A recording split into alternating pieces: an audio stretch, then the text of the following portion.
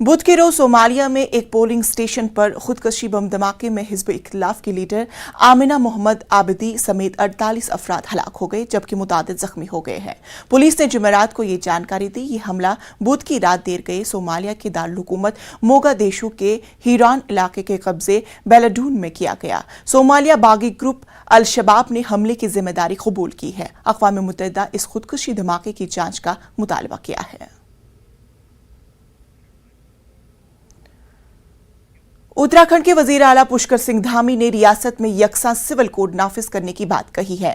मरकजी वजीर अक़लियती उमूर मुख्तार अब्बास नकवी ने धामी की हिमायत की, ताहम उन्होंने जोर देकर कहा है कि यकसा सिविल कोड के मामले में बातचीत के जरिए इत्तेफाक राय कायम करने की जरूरत है।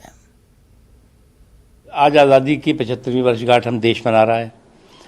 संविधान जो बाबा साहब भीमराव अम्बेडकर का संविधान है, जिस संविधान को बनाने में मौलाना अबुल कलाम आज़ाद से लेकर के हज़रत मोहानी तक की भूमिका रही है, कांग्रेस पार्टी के जो जवाहरलाल नेहरू जी से लेकर के और भी तमाम लोगों का रहा है, उसमें जो है आर्टिकल 44 में ये जिम्मेदारी दी गई है सरकार को कि आप यूनिफॉर्म सिविल कोड की दिशा में आगे बढ़िए, काम करिए।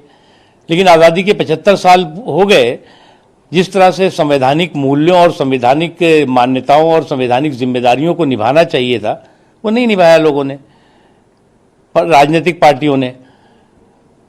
गोवा में कॉमन सिविल कोड है, लेकिन कॉमन सिविल कोड का ये मतलब थोड़ी है कि किसी की धार्मिक स्वतंत्रता छिन जाएगी।